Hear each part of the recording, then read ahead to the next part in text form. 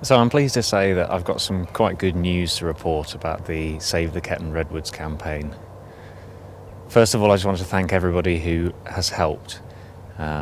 Those of you who watched and shared my videos, commented on the planning application, or who signed the petition recently. Without that collective support, I don't think that we'd have this good news to share today. Last week, following the launch of my petition, I received an email from Heidelberg Materials outlining that they are going to change their plans to save the Ketton Redwoods.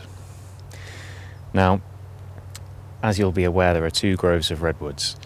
In the email that they sent me, they outlined that the first grove, which was the main focus of my initial video, seen behind me here, which contains 7 fairly old giant redwood trees, at least old in terms of redwoods in the UK, this grove is going to be retained.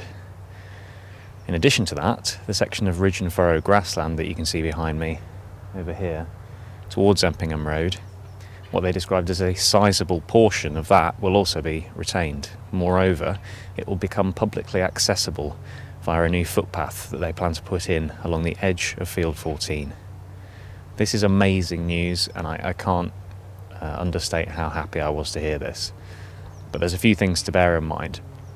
These plans haven't been formally submitted yet, and as a result I plan to leave the petition active until such a time as I've reviewed the plans and they are submitted to the council.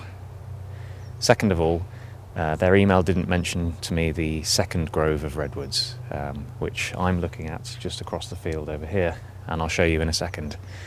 My suspicion is that, as I suspected, a compromise has occurred, which will probably divide Paradise Field across, probably around where I'm standing now, preserving that side of the ridge and furrow and this grove of redwoods over here. And I suspect that the other half of Paradise Field will probably still be in the plans to be quarried. As I said in my video, I'd love to see the whole of Paradise Field saved, but this is a massive step in the right direction. And I think, it's worth saying that Heidelberg Materials clearly have listened to what we've been saying, and they've made changes to try and accommodate and acknowledge those concerns, and I am grateful for that.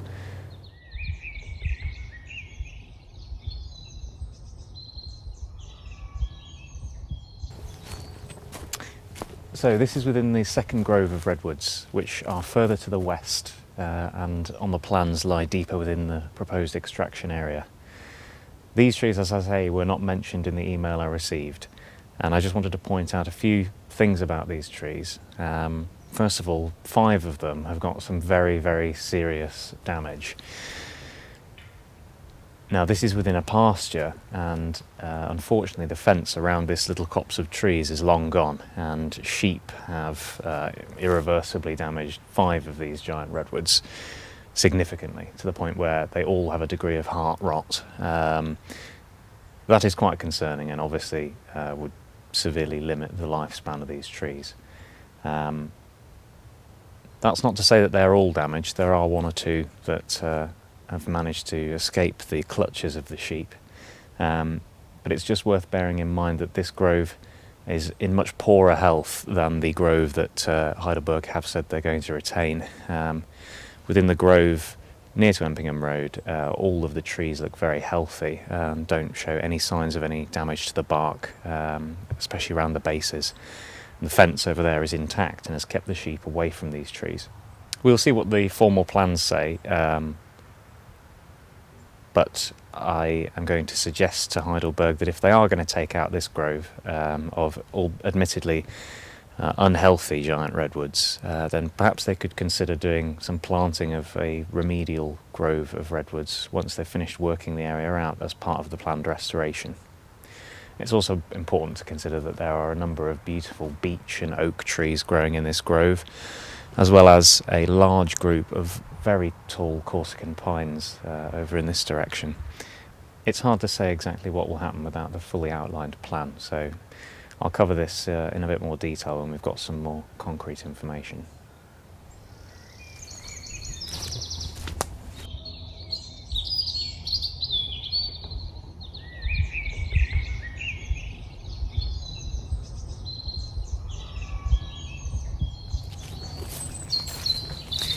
Over here we can see those large pines I mentioned, and in the foreground here we've got a quite remarkable specimen. It's a very old looking apple tree, which you can actually see straight through the middle of through a hole. This and another very old looking apple tree over in this direction are also in this sort of western side of Paradise Field. So again, if these trees are going to go, it would be good to see some remedial planting of some apple trees in the area once the site's been worked out and goes into restoration.